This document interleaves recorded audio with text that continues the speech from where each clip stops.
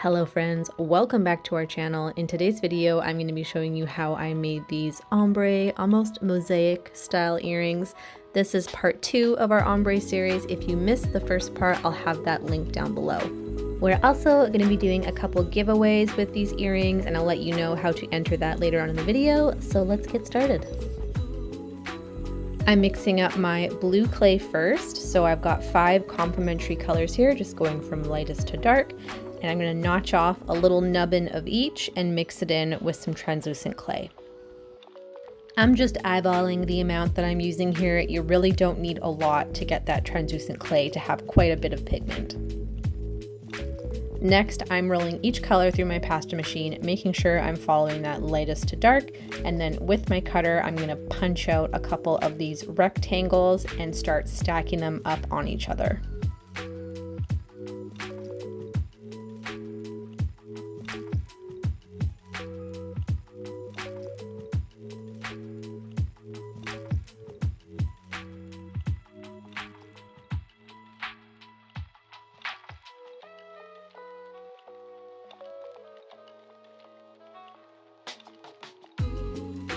So once I have my nice little stack of clay, I'm going to form my cane, and to do that I'm just compressing all sides, pushing it down against my work surface, and as I'm doing this I'm very gently starting to pull so that I can make it long and skinny.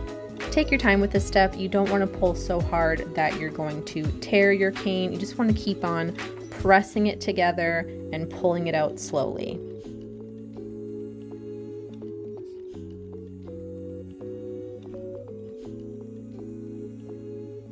I'm going to try 2 different techniques for this blue one. So I'm cutting my cane in half and saving that other section for later. And I'm just going to keep working on this one, pulling it out and compressing it together. As this piece got really long, I cut it in half and then pulled each half out again so that I could cut them down to create 4 pieces. I really hope that made sense. Hopefully the video is doing a good job of showing you what I was doing.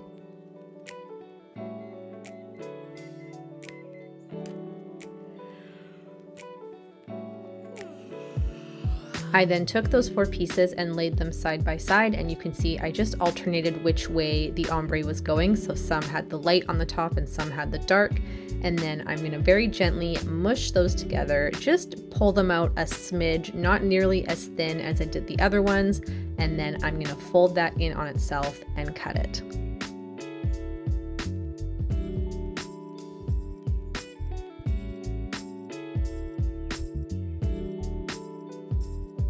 The more you repeat this process, the smaller that pattern is going to be on the inside. So I did this about 2 more times and then I stopped.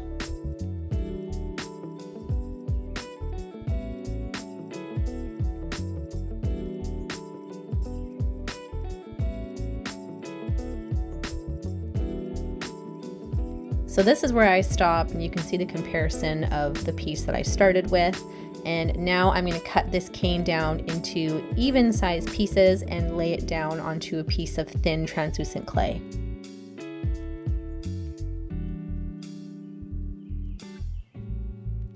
I gave it a quick roll just to help everything mesh together before I put it through my pasta machine, and you can see just how pretty that pattern turned out. With that little piece of blue cane that I saved, I'm going to wrap it in some white polymer clay and then start the process again of pulling it out, cutting it, and restacking it. You can see after I've made this first cut, I'm stacking them side by side and I'm making sure that the ombre is going the same way on both of these pieces. I'm pulling it out and then cutting again, and when I restack these together, I'm making sure that both of those lightest colors are touching.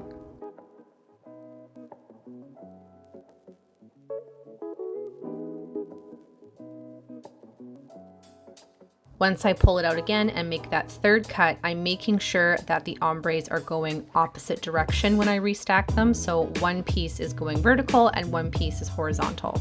I'm doing it this way so that I can avoid a checkerboard pattern. I want a little variation in the way my ombre is laid out, so these first 3 cuts are critical in achieving that. After, if you want to cut it down even more, it doesn't really matter how you stack them together because these first 3 cuts are going to make sure that you get that variation. Another way to avoid that checkerboard look is if you don't line them up perfectly as you're restacking your pieces. You can see I did this one a little bit off center. I reformed my cane and then cut this down one more time, so 5 cuts in total to get this pattern.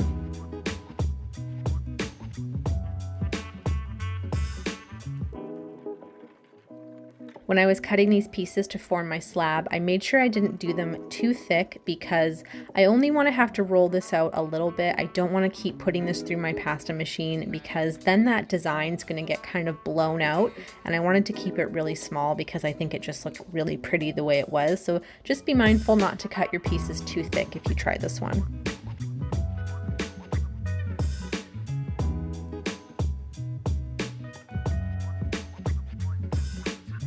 I was so in love with how these turned out that I wanted to try a different color, so I just repeated the exact same process, but I used green instead.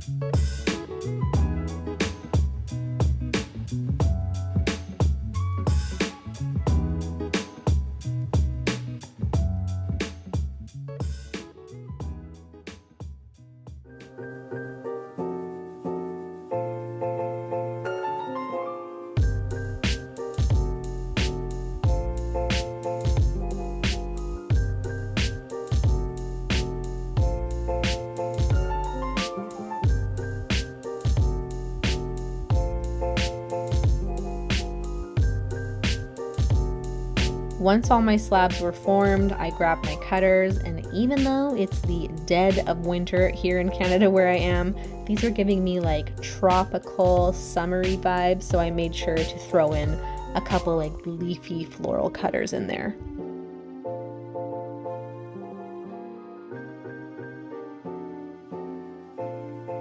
I baked these at 275 for 30 minutes, and once they were cooled, I'm grabbing my Dremel and just prepping everything for hardware by adding some holes.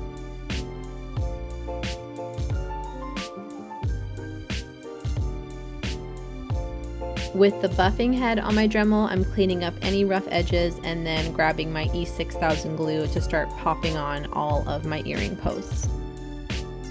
Since the pattern's so strong with these, you could definitely keep it simple with very minimal hardware. I chose mostly brass pieces just because it looks so pretty with the colors, and then for a couple I added on some crystal-y pieces, but you can dress them up or down, whatever your preference is. Just as a side note for how I made the triangle studs, I cut out a piece of translucent clay to the same size and then gently pressed my hardware in there once I had kind of lined up where I wanted it to position. I added a little dab of Bacon Bond and then placed the blue stud on top before rebaking these.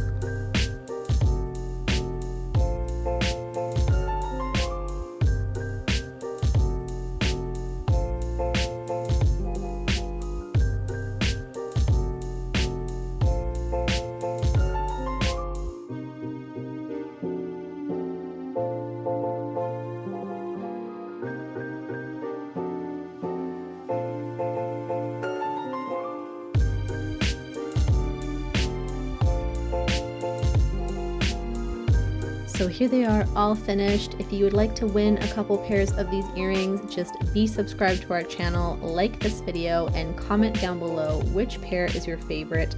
We're probably going to pick 2 winners this time, and we will announce that in the next video, as well as leave a comment under your comments, so keep your eyes peeled for that. Thank you so much for watching, guys. If there's any technique you'd like to see, just comment that down below, and we will see you in the next one.